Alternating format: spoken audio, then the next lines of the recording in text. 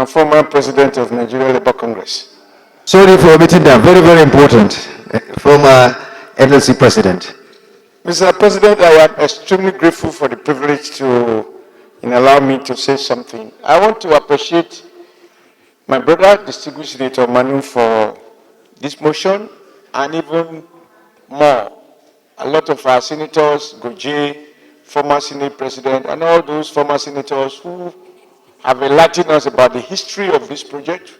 Some of us have read about this Mambila thing on the page of newspapers, but today we've realized that in these chambers we have in-house expertise and sufficient knowledge that has to do with this project, including the very enlightening additional information by Senator Sani Musa. Mr. President, sir, this issue has nothing to do with any part of Nigeria. Whether north, east, northwest, it's about Nigeria. And the word is unanimous that there are two key drivers in modern society. First, skilling your people through appropriate education. The other is power.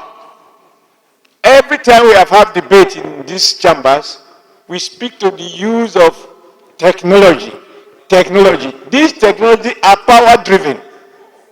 And I think the more we diversify the source of power, the better for Nigeria.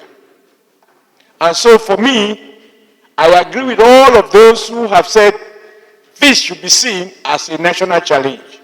And it's consistent with the renewed hope agenda.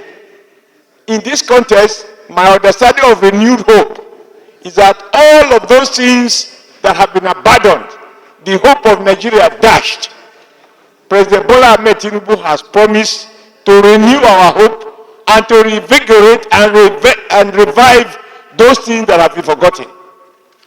I am satisfied, sir, that no nation has all the resources it needs to do what it has to do. What gets done is a reflection of the priorities of those who are responsible for leadership.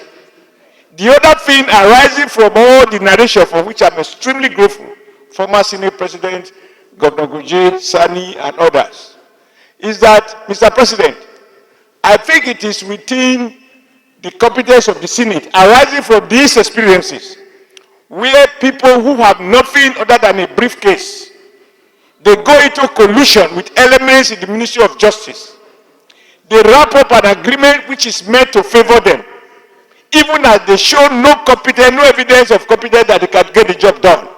And when they can't do the job, you ask them to leave, we are asked to pay some money to allow those who have the competence to do it. That is my summary of all that has happened.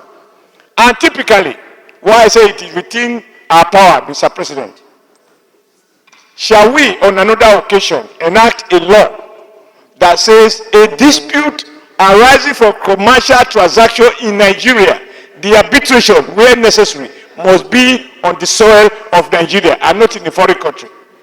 We are a sovereign nation. And I can see that it is Nigerian lawyers and government officials in the Ministry of Justice over the years, they always enter into an agreement that disfavors the country to the benefit of private investors who pay a peanut for agreement to be worded in a way that Nigeria is in trouble.